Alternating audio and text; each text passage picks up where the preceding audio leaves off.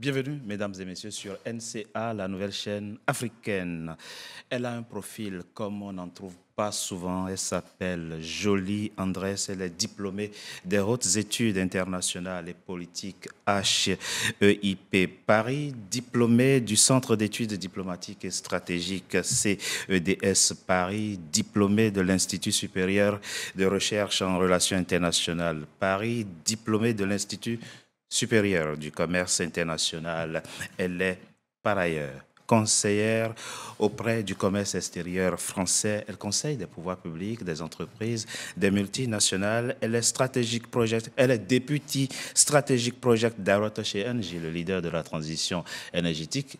Elle est notre invitée pour nous dire le regard qu'elle porte sur les entreprises françaises, africaines, et le bénéfice qu'elles peuvent tirer dans le cadre d'un partenariat avec le MEDEF, le patronat français. Elle est notre invitée. Merci, Jolie Andrès, d'avoir accepté notre invitation. Merci à vous. Quel est le regard que vous portez sur le MEDEF, le partenariat que peut avoir ou qu'ont les entreprises françaises avec le patronat français, notamment en ce qui concerne le bénéfice que les entreprises africaines en tirent? Alors, merci beaucoup, Richard, de me recevoir sur votre plateau. C'est un honneur de parler surtout sur un volet africain. Hommage à mes origines africaines. Alors, donc, le MEDEF, le mouvement des entreprises françaises, c'est une organisation, juste de dire deux mots dessus, c'est une organisation qui regroupe des patrons. J'insiste sur l'aspect patron parce qu'en fait, c'est vraiment créer un cadre de discussion pour les entreprises et les patrons, les mettre en relation, accompagner. Il y a des aspects formation, il y a des aspects éducation, mais il y a surtout des aspects business. Et ça, pour moi, c'est clé. Donc, au titre de conseillère auprès du commerce extérieur, où donc j'accompagne, je mentore des entreprises, je suis donc responsable, en charge, je veux plutôt le dire comme ça, de la relation MEDEF 92 et CCE. Plusieurs pays africains aiment organiser, ou du moins ont l'habitude d'organiser ici à Paris des forats, des rencontres économiques entre les entreprises, les hommes d'affaires de ces pays-là et le patronat et le MEDEF ici en France. Quelle est l'importance de ces rencontres économiques ? Alors, juste pour finir, sur les bénéfices qu'on peut en attendre pour les entreprises françaises, c'est qu'elles permettent, le MEDEF permet de bénéficier déjà d'un cadre qui existe. Et ce cadre passe, entre autres, par l'organisation de forums économiques et pas que. Ce sont des environnements où, là, les patrons, les entreprises se rencontrent autour d'une table pour pouvoir échanger sur leurs problématiques en termes de business avec un objectif de pouvoir arriver à conclure des accords, des partenariats pour les faire progresser aussi. Et le bénéfice, l'un des bénéfices majeurs pour moi de mettre ensemble les décideurs, en tout cas les décideurs qui sont issus du continent africain, c'est de leur donner accès à un marché qui est déjà un peu plus grand. C'est leur donner accès à un cadre qui leur permette de grandir. Parce que quand on travaille dans sa petite PME locale en Afrique, c'est autre chose que de se confronter quand même à des entreprises occidentales. Et ça ne peut qu'avoir un bénéfice certain. Le Gabon vient de tenir ici à Paris un forum économique, le forum économique Gabon-France, 600 participants, 734 000 milliards de francs CFA mobilisés. Un succès, dirons-nous ? Oui, moi je dirais que c'est un succès. Alors ce n'est pas moi, Jolie Andrès, qui le dit, c'est à la fois les équipes qui l'ont organisé. Il faut savoir que c'est un forum qui a été co-organisé par le MEDEF international avec le volet MEDEF Afrique, d'accord ? Et du côté gabonais, ça a été organisé donc en partenariat avec l'ANPI, l'Agence pour les investissements gabonais. Et puis la Fédération des entreprises gabonaises aussi, donc un peu le pendant du MEDEF gabonais. Et pourquoi ça a été une réussite, Ça a été une réussite déjà par le nombre de participants, mais pas que. Finalement, ça a été une réussite parce que ça a été, une fois de plus, un cadre qui a permis aux décideurs, où l'offre et la demande se sont rencontrées.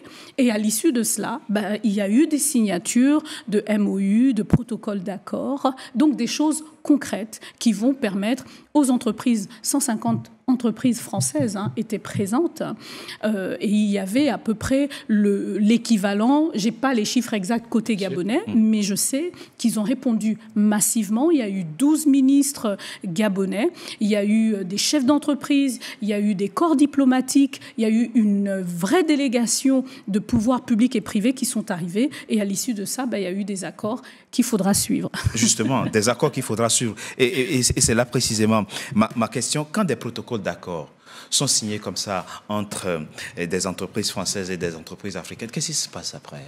Alors, la vie d'une collaboration, elle commence avant la signature. Il y a eu déjà des discussions en amont, mais là, aujourd'hui, grâce à ce forum, il y a eu une concrétisation, d'accord, par la signature de ces MOU, ces protocoles d'accord, mais c'est surtout, on dit souvent en entreprise que la vraie vie, elle se déploie après sur le terrain. C'est comment ça va être déployé, comment ça va être suivi, comment ça va être accompagné. Alors, l'avantage d'être dans le cadre que le MEDEF a mis en place, c'est que ces entreprises, ces chefs d'entreprise se sont rencontrés. Oui. Il va falloir maintenant que cela se traduise par des mises en place. Et ça, j'ai pas beaucoup d'inquiétude. Je ne suis pas maîtresse du temps, mais le premier volet et le volet important, c'est de signer, c'est de mettre un cadre juridico-économique légal. Justement, à propos du cadre dont vous parlez, le président de la transition gabonaise, Brice Clotaire Oligui Nguema, à l'occasion de ce forum, justement, n'a pas manqué de vanter l'environnement des affaires de son pays, des instruments juridiques mis en place pour attirer des investisseurs à la fois étrangers, mais ceux de la diaspora gabonaise. Quel regard portez-vous en ce qui vous concerne sur cet environnement-là, ce cadre, cet environnement des affaires actuellement au Gabon, et quant à son attractivité par rapport aux investisseurs étrangers? Moi, je trouve que ce qui a été très, très positif, c'est la démarche, finalement, qui a été initiée. Le président Brice Clotaire Oligui Nguema est arrivé aux affaires il y a 8-9 mois à peu près. Et donc, il a mis en place un certain nombre de déplacements. Mais pour le coup, le déplacement de ce forum économique était le premier. Et il a souhaité le faire où? En France. C'est donc un symbole, parce qu'on sait qu'il y a des relations historiques entre le Gabon et la France premier investisseur, avec une forte densité d'entreprises sur le continent, sur le territoire, pardon. Donc c'est un message qui est très très fort. Maintenant, sur le cadre des affaires, moi personnellement, je ne vis pas particulièrement au Gabon, même si je suis d'origine, et je fais hommage à mes origines gabonaises, que je ne saurais renier. J'ai de la famille, je lis l'actualité, je me documente. Donc moi, je sens dans les retours que j'ai par la presse, par aussi le bouche à oreille, qu'il y a une vraie volonté que ce président affiche de rassurer les investisseurs. Alors ça passe forcément par une mise en place d'une gouvernance. Il y a la refonte des infrastructures. On sait qu'il y a tous ces challenges aujourd'hui économiques.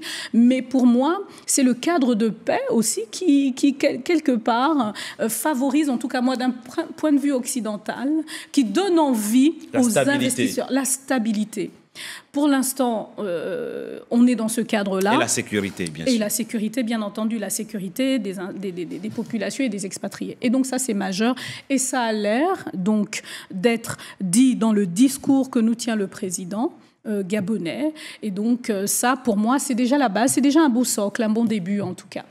Il y a un sujet qui est régulièrement évoqué dans le débat public quand on parle économie, quand on parle partenariat Afrique-France.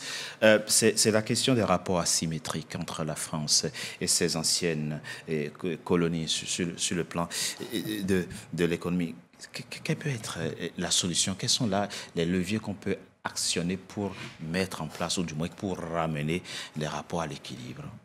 Alors, c'est un sujet qui est très, très, très épineux, mais en même temps, c'est un sujet qui est réel, dont on ne peut pas l'ignorer. Parce qu'il faut comprendre qu'aujourd'hui, on assiste quand même à une vague dans le continent africain, avec les réseaux sociaux, avec l'envie des jeunes aujourd'hui de changement. Il y a une réalité aujourd'hui qu'on ne peut pas nier sur le continent. Et ça vient forcément impacter les relations économiques entre la France et l'Europe, qui sont des relations historiques, mais qui ont besoin d'être revues comme toute relation. Hein. À un moment donné, il y a la période d'amour, mais il y a la période aussi un peu d'usure, et puis il y a la période de remise en question. Et aujourd'hui, on est dans cette période de remise en question, et on ne peut pas, en tout cas la France, les entreprises ne peuvent pas s'y échapper. Les Africains, les Gabonais, aujourd'hui, sont à la recherche de partenariats qu'ils décrivent comme gagnant-gagnant, moi souvent que je décris comme équitable, parce qu'il est important qu'ils soient considérés à leur juste valeur. C'est quand même des pays sur le continent africain, où il y a l'essentiel des matières premières. Et ce n'est pas que moi qui le dis. Et ces matières premières alimentent aujourd'hui les industries internationales, les multinationales que nous représentons aujourd'hui. Donc il est normal qu'elles veulent aujourd'hui discuter d'égal à égal.